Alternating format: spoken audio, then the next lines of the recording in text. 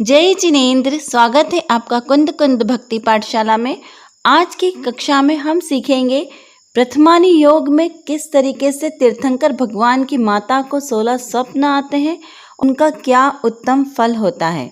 साथ ही हम यह भी जानेंगे कि चंद्रगुप्त सम्राट ने कौन से 16 स्वप्न देखे। तो आइए चलते हैं, हम देखते हैं माता के 16 स्वप्न। तीर्थंकर भगवान की माता त्रिलोक पूज्य जगत जननी महापुण्यशाली होती है। जब तीर्थंकर भगवान उनके गर्भ में आते हैं तब सुंदर 16 शुभ स्वप्न देखती हैं। यह सभी स्वप्न रात्रि के अंतिम प्रहर में सभी तीर्थंकरों की माताएं देखती हैं और सुबह राजा से इन सपनों का फल जानती हैं। जो कि राजा भी ज्योतिष ज्ञाता होते हैं, इसीलिए इन उत्तम स्वप्नों का फल बहुत ही अच्छे से समझकर उनका अर्थ समझाते हैं। तो किस प्रकार से राजा ने इन स्वप्नों का फल की व्याख्या की है, आइए हम ये जानते हैं। और कौन कौन से ये सुंदर स्वप्न जो तीर्थंकर भगवान की माता ने देखे हैं।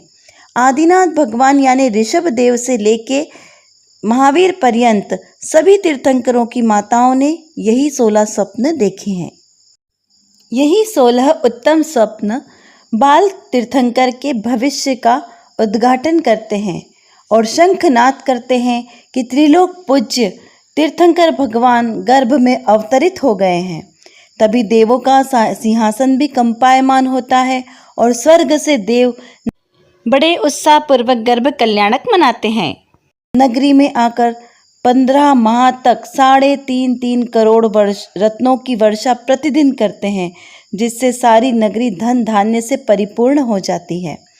कोई भी रोग शोक दुख दरिद्रता जब भगवान का जन्म होने वाला होता है वहाँ पर नहीं होती है। तो ऐसे ही भविष्य को प्रकट करने वाले ये 16 स्वप्न जो भगवान महावीर की माता त्रिशला ने निद्रा में देखे और उनका फल पिता राजा सिद्धार्थ ने सभा में समझाया। ऊपरी स्वर्गों में विराजमान भावी तीर्थंकर के जीव को 6 महीने पहले ही यह ज्ञात हो जाता है कि उनका जन्म कहाँ होने वाला है और स्वर्ग के सौधर्म इंद्र आदि देव 6 माह पूर्व से ही रत्नों की दिव्य वर्षा करना प्रारंभ कर देते हैं। इन 16 स्वप्नों का फल जब रानी हर्षित होकर राजा सिद्धार्थ से पूछती हैं, तब राजा सिद्धार्थ इन सपनों का फल बताते हुए कहते हैं कि हे रानी त्रिशला, तुम्हारी गोद में एक भावी तीर्थंकर जन्म लेने वाला है। वह तीर्थंकर बालक इस धरती पर जन जन का कल्याण करने के लिए अवतरित होने वाला है और स्वयं तो मोक्ष पधारेगा ही, साथ ही साथ अनेकों भव्य जीवों को भी मोक्ष का मार्ग प्रशस्त करेगा और इस पंचम काल के अंत तक जिसका शासन काल चलने वाला है, ऐसा भावी तीर्थंकर माता त्रिशला की कुख में जन्म लेने वाला है। तो आइए देखते हैं उन्होंने कौन से 16 स्वप्न देखे हैं। पहला है ऐरावत हाथी।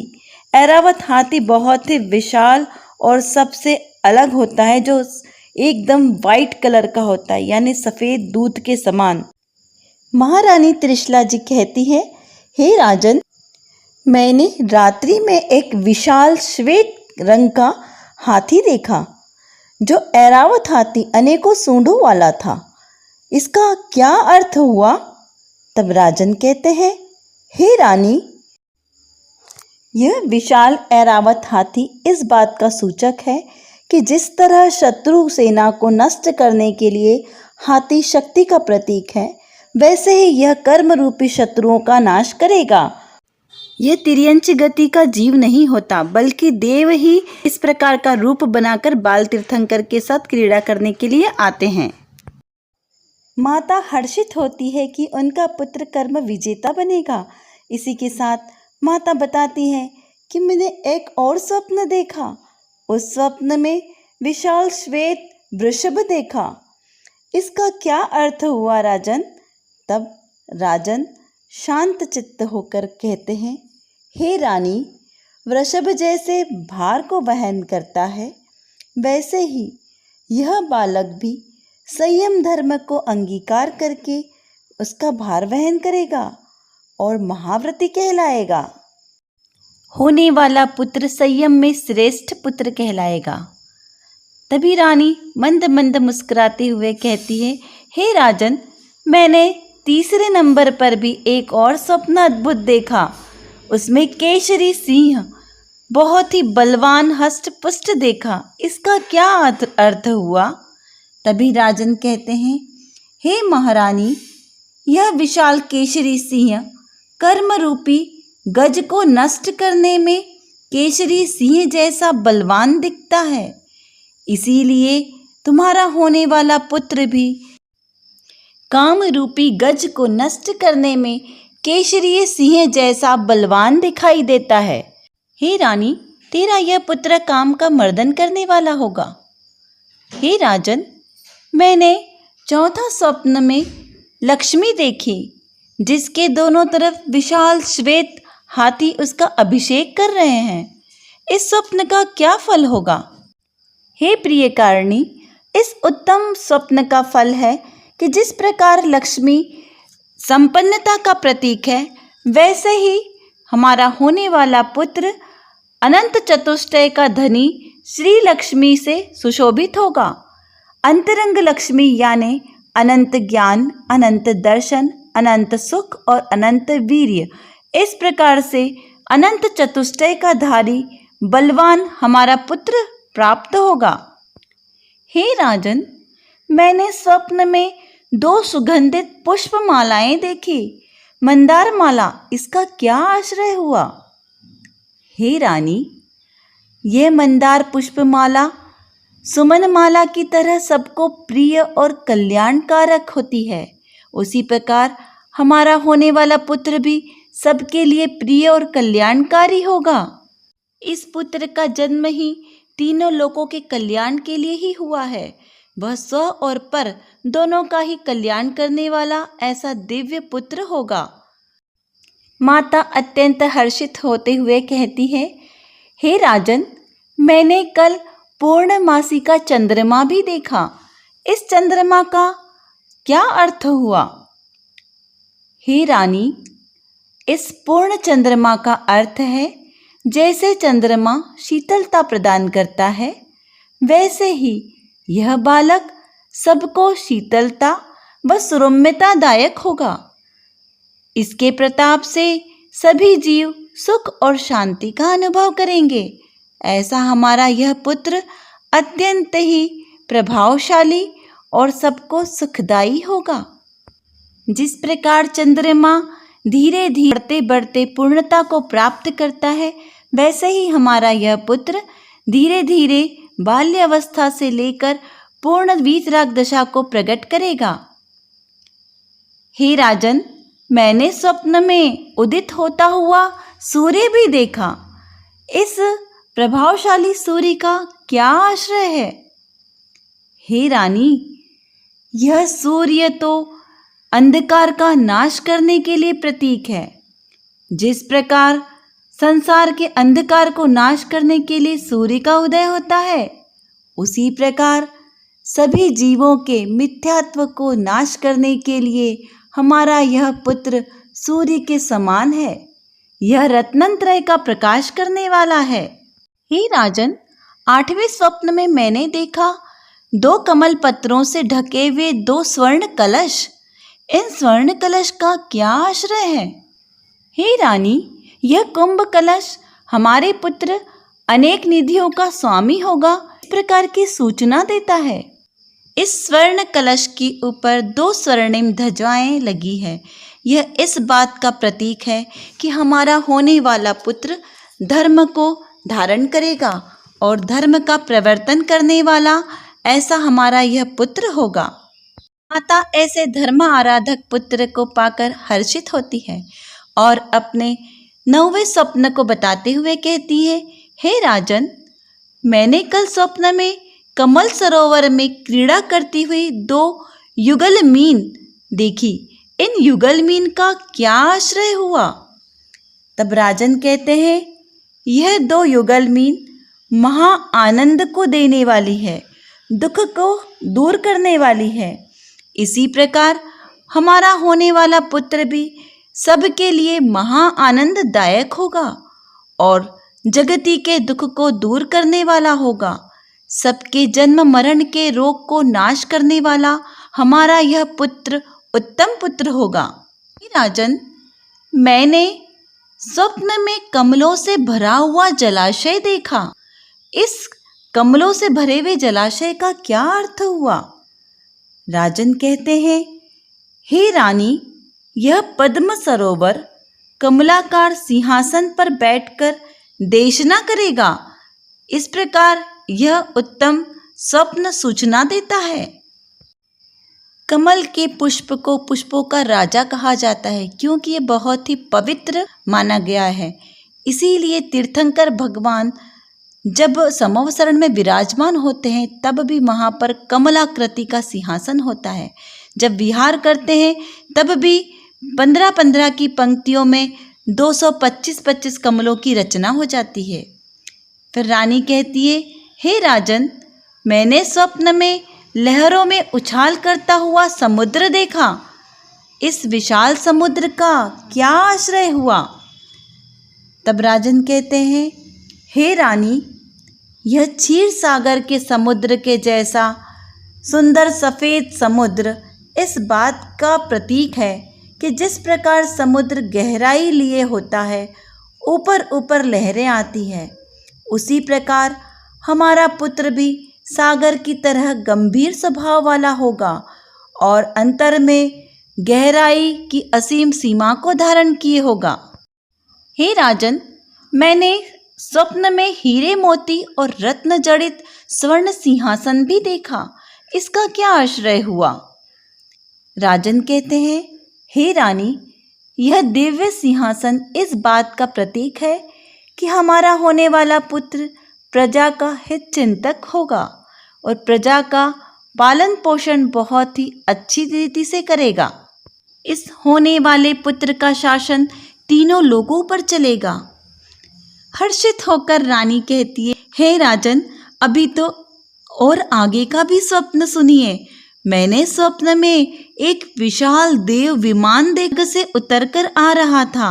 इसका क्या आश्रय हुआ? राजन मंद मंद मुस्कुराते हुए कहते हैं, हे रानी, यह तो स्पष्ट दिखाई दे रहा है कि हमारा आने वाला पुत्र असंख्यात देव देवियों की पूज्यता को प्राप्त होगा और वह स्वर्ग से चलकर इस धरती पर आएगा और इस धरती का कल्याणकारी बनेगा। यह दिव्य स्वप्न हमारे पुत्र की उत्तमता को दिखाने वाले स्वप्न हैं। महारानी हर्षित होते हुए कहती है, हे राजन, अब तो मैं अधीर सी होती जा रही हूँ। मैंने स्वप्न में पृथ्वी को भेद कर निकलता हुआ नागों के राजा का विमान यानी नागेंद्र का विमान देखा। इस नागेंद्र के विमान का क्या अर्थ निकलेगा? हे रानी, तुम तो धन्य हो गई। यह विशाल भूमि से निकलता हुआ नागेंद्र देव का विमान इस बात का सूचक है कि हमारा होने वाला पुत्र ऊर्ध्वलोक, मध्यलोक और अधोलोक यानी तीनों लोकों का स्वामी होगा और त्रिकालदर्शी पुत्र होगा, तीनों लोकों का ज्ञाता होगा। ऐसा हमारा यह पुत्र अत्यंत उत्तम होगा। महारानी अत्यंत प्रसन्नता के साथ कहती है, हे राजन, मेरे अगले स्वप्न का भी फल बताइए। मैंने स्वप्न में रत्नों की राशि का ढेर देखा। बहुत ही कीमती रत्न देखे। इसका क्या आश्रय हुआ? राजन कहते हैं, हे रानी, इन रत्न राशि का यह आशय हुआ कि हमारा होने वाला पुत्र संपूर्ण आत्मिक गुणों का धारक और अनंत शक्तियों का संग्रहालय दिव्य आत्मा होगा। हमारा होने वाला यह पुत्र इसी पर्याय में अनंत शक्तियों को प्राप्त करेगा, प्रकट करेगा। इसीलिए यह सर्वोत्तम पुत्र होगा। हे राजन, मैंने अंतिम स्वप्न के रूप में धुआं रहित अग्नि देखी। इसका क्या आश्रय हुआ? हे रानी, इस निर्धूम अग्नि का अर्थ है कि हमारा होने वाला पुत्र कर्मों का अंत करके मोक्ष को प्राप्त करेगा यानी निर्वाण सुख को प्राप्त करेगा। ऐसा हमारा यह पुत्र इन उत्तम लक्षणों को सुशोभित करता है। माता कहती है, हे राजन, मैंने एक श्वेत वृषभ को अपने मुख में प्रवेश करते हुए देखा, इसका क्या आश्रय हुआ? राजन कहते हैं, हे रानी, इस सफ़ेद वृषभ का आपके मुख में प्रवेश करना यानी आपके गर्भ में यह उत्तम पुत्र आ चुका है। यहाँ पर यह विशेष जानने योग्य बात है कि तीर्थंकर भगवान की माता का गर्भ इसी प्रकार से होता है। सभी तीर्थंकरों की माता से, अन्य किसी भी प्रकार से माता गर्भ को धारण नहीं करती है। तीर्थंकर भगवान की माता का एकमात्र एक ही पुत्र होता है, कोई और संतान नहीं होती उनकी। तीर्थंकर की माता अनेक गुणों की धारक होती है। तीर्थंकर की माता को 9 महीने तक गर्भ नहीं दिखता। उन्हें गर्भ संबंधी किसी भी प्रकार की कोई भी तकलीफ, कोई भी परेशानी नहीं होती है। माता का रूप हमेशा पूर्णमासी की चंद्रमा की तरह निखरता है। होने वाला बालक भी बचपन से ही, जन्मावस्था से ही 3 ज्ञान का धारी होता है, अत्यंत शक्तिशाली होता है। तीर्थंकर भगवान की माता कभी भी ऋतुकाल में नहीं होती, कभी रजस्वला नहीं होती। संसार के सभी प्राणियों का रक्त लाल कलर का होता है, लेकिन एकमात्र तीर्थंकर भगवान का ही रक्त श्वेत रंग का यानी प्योर वाइट ब्लड होता है। और तीर्थंकर भगवान माता के गर्भ में पद्मासन अवस्था में ही विराजमान होते हैं, जिसकी अनेक देव देवियां वहां पर आके शोधन करके शुद्ध स्वच्छ गर्भ का निर्माण करती हैं। तीर्थंकर भगवान को गर्भ के संबंधित कोई भी परेशानी और विघ्न नहीं होते हैं, वहाँ किसी प्रकार की मलिनता नहीं होती है। नाम कर्म की ऐसी सुंदर उत्तम महाप्रकृतियों के धारक तीर्थंकर भगवान होते हैं, जिनका जन्म जगत के लिए कल्याणकारी, मंगलकारी और प्रेरणादायक होता है। ऐसे त्रिलोक पूज्य तीर्थंकर प्रभु के चरणों में मेरा शत शत वंदन। अभी हमने माता के 16 उत्तम सपनों का फल देखा। अभी हम सम्राट चंद्रगुप्त के 16 सपनों का फल देखते हैं। आपको ज्ञात होगा कि राजा ऋषभदेव के पुत्र भरत चक्रवर्ती ने 4 प्रकार की वर्ण व्यवस्था की स्थापना की थी। क्षत्रिय, ब्राह्मण, वैश्य और शूद्र। क्षत्रिय में सभी राजवंश आएंगे। ब्राह्मण में जो पूजा पाठ आदि करते हैं, नियम आदि रखते हैं, वे सभी ब्राह्मण कुलीन आएंगे। सैनिक और सेनापति ये सभी वैश्य कुल में आएंगे और शूद्र कुल में दासी दास आदि आएंगे। इस प्रकार की सिर्फ 4 ही प्रकार की जातियां हुआ करती थी। प्रथम तीर्थंकर श्री ऋषभदेव से लेके 24वें अंतिम तीर्थंकर श्री महावीर स्वामी तक इसी प्रकार से व्यवस्था चला करती थी। भगवान महावीर के निर्वाण के पश्चात यानी ईस्वी पूर्व 526 अंतिम श्रुत केवली आचार्य हुए। इस समय पंचम काल का प्रारंभ हो चुका था, जिसे सुखमा और दुखमा काल कहा है। इस काल में बहुत सारे आचार्य, श्रुत केवली आचार्य भी हुए जो पंचम काल के प्रारंभ में हुए। उन्हीं में से अंतिम श्रुत केवली आचार्य भद्रबाहु हुए, जिनके समय में सम्राट चंद्रगुप्त जो उज्जैनी नगरी के राजा थे। इस क्षत्रिय समृद्ध राजवंश के चंद्रवर्धन और उनकी महारानी मूरा इनके पुत्र चंद्रगुप्त मौर्य।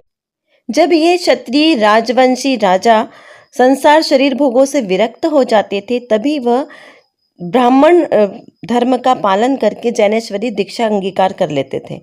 इसी प्रकार से अंतिम श्रुत केवली आचार्य भद्रबाहु के समय सम्राट चंद्रगुप्त जो उज्जैनी नगरी के राजा थे, उस समय में उन्हें एक रात्रि को 16 सुंदर स्वप्न आए और उन्होंने जाके आचार्य भद्रबाहु स्वामी से उन सबकी सपनों का फल जानने की इच्छा प्रकट की। क्योंकि भद्रबाहु स्वामी निमित्त ज्ञानी आचार्य थे, जैन आचार्य थे और वही उन्हें सच्चा अर्थ बताने में सक्षम थे। इस प्रकार 16 जो स्वप्न आए सम्राट चंद्रगुप्त को, वो हम आज देखते हैं कि कौन कौन से 16 स्वप्न आए और उनका क्या फल था। ज्ञानी महापुरुषों को आने वाले स्वप्न भविष्य का निर्धारण करने में बहुत ही महत्वपूर्ण भूमिका भी निभाते हैं। तो देखिए, जो सम्राट चंद्रगुप्त मौर्य को ये 16 स्वप्न आए, वे आज भी वैसे ही हमें दिखाई देते हैं, सत्य होते हुए। तो देखते हैं मुनिराज भद्रबाहु स्वामी ने उन्हें स्वप्नों का फल क्या बताया। पहला स्वप्न था कल्प वृक्ष की शाखाओं का टूटना।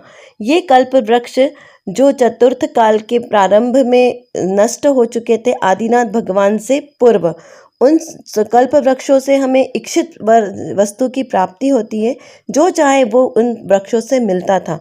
लेकिन इन कल्प वृक्षों की शाखाओं का टूटना क्या देता है? तो आचार्य भद्रबाहु स्वामी कहते हैं कि पंचम काल में द्वादशांग अंग के धारक मुनि नहीं होंगे, क्योंकि उससे पूर्व होने वाले सभी मुनि द्वादशांग के धारी हुआ करते थे। लेकिन धीरे धीरे मुनियों का ज्ञान भी घटता गया और आचार्य धरसेनाचार्य भद्रबाहु स्वामी और पुष्पदंत मुनिराज ये अंतिम ज्ञान के एक एक अंग के ज्ञान के धारी हुए। इस प्रकार से ज्ञान की हीनता होती जाएगी, ऐसा इस स्वप्न का फल है। दूसरे स्वप्न में सम्राट चंद्रगुप्त ने बताया कि सूर्य अस्त होता देखा। देखिए, जब तीर्थंकर भगवान की माता को स्वप्न आते हैं तो सूर्य का उदित होता हुआ दिखाई देता है, लेकिन यहाँ पे सूर्य का अस्त होना दिखना, इसका अर्थ है कि अब क्षत्रिय राजा जैनेश्वरी दीक्षा नहीं ग्रहण करेंगे, क्योंकि पूर्व में परंपरा थी कि जितने भी क्षत्रिय राजा हुआ करते थे वो संसार शरीर भोगों से विरक्त होकर जैनेश्वरी दीक्षा अंगीकार करते थे। लेकिन अब के राजा जैनेश्वरी दीक्षा अंगीकार नहीं करेंगे। इस प्रकार से तीसरे स्वप्न में देखा कि 12 फण वाला सर्प देखा। तो आचार्य भद्रबाहु स्वामी कहते हैं कि इन 12 फणों के सर्प का अर्थ होता है कि 12 वर्ष का भयंकर अकाल पड़ेगा। देखिए, बहुत ही पहले यह सूचना दे दी गई थी कि 12 वर्ष बाद दक्षिण में अकाल पड़ेगा। यह सारा राजपाट, धन, वैभव सब कुछ खत्म हो जाएगा। यह सुनते ही संसार की अनित्यता देखकर राजा चंद्रगुप्त को वैराग्य उत्पन्न होता है। 4 नंबर का स्वप्न था देव विमान का ऊपर की ओर लौटना, यानी कि इसका अर्थ यह होता है कि पंचम काल में स्वर्ग से देव नहीं आएंगे। देखिए, इसके पूर्व काल में जब भी किसी महापुरुष को, किसी भी धार्मिक व्यक्ति को कोई तकलीफ होती थी, कोई विशेष परिस्थितियों में, तो देव लोग आके उनकी सहायता किया करते थे। लेकिन अब इस पंचम काल में कोई भी स्वर्ग से देव नहीं आएंगे जो हमारी रक्षा करें। इस प्रकार से इसका अर्थ होता है। इसके बाद स्वप्न में देखा कि पत्थर पर कमल खिला। सम्राट चंद्रगुप्त ने देखा कि पत्थर पर कमल खिला, यानी धूल में कमल खिला। इसका अर्थ आचार्य देव बताते हैं कि क्षत्रिय जैन धर्म से रहित होंगे और वैश्य जैन धर्म का पालन करेंगे और धनवान होंगे, क्योंकि पहले देखा गया है कि क्षत्रिय राजवंश में बहुत ही धन अधिक होता था जैन सम्राटों के पास, लेकिन अब इससे विपरीत होगा, ऐसा इस स्वप्न का फल है। इसके बाद हम स्वप्न में देखा कि भूत प्रेतों का नृत्य, यानी नग्नता और नग्न स्त्रियों का नृत्य देखा। तो इसका अर्थ आचार्य देव इस प्रकार बताते हैं कि मनुष्य अरिहंत प्रभु को छोड़कर कुदेव, कुगुरु, कुशास्त्र को पूजेंगे, यानी मिथ्या धर्म का पोषण करेंगे। इस प्रकार इस स्वप्न का अर्थ बताते हुए आचार्य भद्रबाहु ने संबोधन किया। चंद्रगुप्त मौर्य ने अपने 7वें नंबर के यानी 7th नंबर के स्वप्न को बताते हुए कहा कि जुगनुओं को चमकते देखा। 2 जुगनुओं का चमकना। तो आचार्य भद्रबाहु स्वामी ने इसका रहस्य बताते हुए कहा कि जैन धर्म की प्रभावना जुगनुओं के उजाले के समान कभी कभी ही चमकेगी, क्योंकि जैन धर्म को मानने वालों की संख्या कम हो जाएगी और जिन धर्म की प्रभावना कम होगी कभी कभी ही उजाला होगा, बाकी अंधकार में जीवन जाएगा। इस प्रकार इस स्वप्न का अर्थ बताया। 8th यानी 8वें नंबर के स्वप्न को बताते हुए सम्राट ने कहा कि 3 दिशाओं में सूखा हुआ तालाब देखा और एक दक्षिण दिशा में ही थोड़ा सा पानी देखा। इस प्रकार का सरोवर देखा, इसका क्या अर्थ होगा? तब आचार्य भद्रबाहु स्वामी ने कहा कि इसका अर्थ यह हुआ कि 3 दिशाओं में धर्म नहीं रहेगा और एकमात्र दक्षिण दिशा में यानी साउथ में ही धर्म रहेगा। इस प्रकार इस स्वप्न का अर्थ है। 9वें स्वप्न को बताते हुए कहते हैं कि सोने के पात्र में कुत्ते को खीर खाते देखा। कुत्ते को स्वर्ण पात्र में खीर खाते देखने का अर्थ आचार्य देव ने बताया कि उच्च कुल की लक्ष्मी नीच कुल में रहेगी, यानी उच्च कुल के लोगों की धन संपदा, उनकी स्त्रियां, पुत्रियां ये उच्च कुल में ना होकर निम्न कुल वालों के साथ ज़्यादा रहेंगी, निम्न कुल वाले ज़्यादा धनवान होंगे। इस प्रकार इसका अर्थ निकलता है। अगले स्वप्न को पूछते हुए सम्राट चंद्रगुप्त मौर्य कहते हैं कि 10वें नंबर के स्वप्न में उन्होंने देखा कि हाथी पर एक बंदर बैठकर जा रहा है। हाथी के ऊपर बंदर बैठना, यह सुनकर आचार्य देव ने कहा कि निम्न कुल के लोग राज्य करेंगे और क्षत्रिय कुल के लोग उनकी सेवा करेंगे। यह भी हमें आज प्रत्यक्ष दिखाई दे रहा है कि उच्च कुलीन लोग निम्न पदों पर हैं और निम्न कुलीन लोग उच्च पदों पर। स्वप्न में देखा कि समुद्र का अपनी सीमा का उल्लंघन करना, समुद्र अपनी सीमा का उल्लंघन कर रहा है। इस स्वप्न के फल को बताते हुए कहते हैं कि क्षत्रिय राजा अन्यायी होंगे, वो धर्म के विरुद्ध कार्य करेंगे। इस प्रकार से इस स्वप्न का फल निकलता है। इसके बाद 12वें नंबर के स्वप्न को बताते हुए सम्राट कहते हैं कि उन्होंने 2 छोटे छोटे बछड़ों को रथ खींचते हुए देखा। यह भी एक विपरीत स्वप्न है। इसका फल बताते हुए आचार्य भद्रदेव कहते हैं कि पंचम काल में तरुण अवस्था में धर्म पालन करेंगे और वृद्धावस्था में लोग धर्म पालन नहीं करेंगे। इस प्रकार से इसका फल निकलता है। देखिए, वृद्धावस्था में वैसे भी 5 इंद्रियों की शिथिलता होने से धर्म में मन नहीं लगता। यह भी बहुत ही सार्थक हमें आज प्रतीत हो रहा है। 13वें नंबर के स्वप्न में कहा कि धूल में रत्नों का ढेर, रत्नों को धूल में मिला हुआ देखा। इस प्रकार से इसका अर्थ बताते हुए आचार्य देव कहते हैं कि मुनियों में आपसी फूट होगी, वे मिलजुल कर नहीं रहेंगे। यह भी हमें आज चंद्रगुप्त सम्राट के सारे स्वप्न साकार होते दिख रहे हैं कि आज धर्म में बहुत ज़्यादा फूट हो गई है, कोई किसी के साथ धर्म को धारण नहीं कर रहा। इसके बाद 14 नंबर के स्वप्न में देखा कि ऊंट के ऊपर एक राजकुमार बैठकर जा रहा है। इस प्रकार इस स्वप्न का रहस्य बताते हुए आचार्य भद्रबाहु स्वामी देव कहते हैं कि पंचम काल में राजा और मंत्रीगण दोनों ही दया रहित होंगे। इस प्रकार से इस स्वप्न का फल बताया।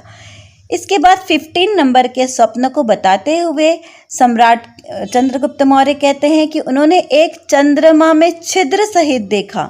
चंद्रमा में छिद्र देखे, इसका अर्थ बताते हुए आचार्य भद्रबाहु स्वामी देव कहते हैं कि पंचम काल में जिन शासन में अनेक मतभेद हो जाएंगे, यह भी हमें आज प्रत्यक्ष साकार होता हुआ दिख रहा है कि जैन धर्म में कितने सारे मतभेद हो गए हैं। 16 नंबर के स्वप्न में बताया कि 2 काले हाथियों को लड़ते हुए देखा।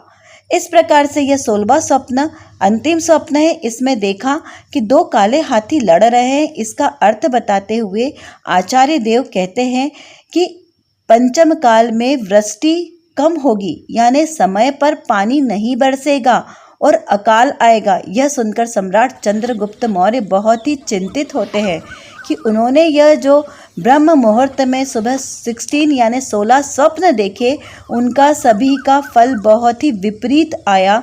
यह सब उन सोचकर उन्हें संसार शरीर भोगों से वैराग्य हो जाता है।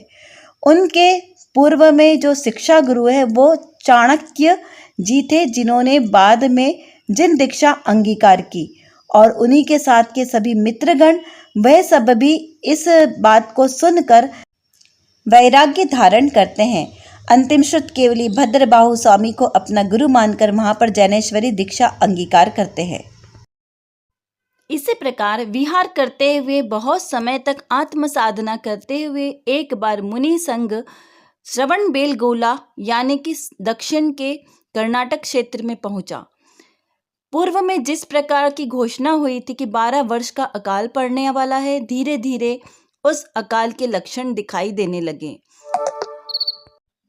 आचार्य भद्रबाहु को स्थिति के परिज्ञान होने के साथ साथ अपनी आयु पूर्ण होने का भी ध्यान था, इसीलिए संघ विचलित न हो, इसलिए उन्होंने आदेश दिया कि सभी संघ यत्र तत्र विचरण करेंगे, लेकिन चंद्रगुप्त मुनिराज को इस बात का ज्ञान हो गया और उन्होंने गुरु श्री भद्रबाहु स्वामी के समक्ष रहकर ही उनकी निर्विघ्न समाधि करने की प्रतिज्ञा ली और अन्य संघ को वहाँ से विहार करने की आज्ञा दी। इसी प्रकार वहाँ से विहार करके जिन मुनियों से आत्म साधना नहीं बनी, नियम आदि नहीं पालन हुए, उन लोगों ने शिथिलाचरण को अंगीकार किया और इसी प्रकार से वहीं से प्रारंभ हुआ दिगंबर धर्म का विघटन। यानी दिगंबर और श्वेतांबर दो ग्रुप में यह विभाजित हो गए और उसके बाद अन्य मतों के रूप में यह हमारे सामने आज भी दिख रहे हैं, जो स्वप्न में आया था कि जिन शासन में अनेक मत स्थापित हो जाएंगे।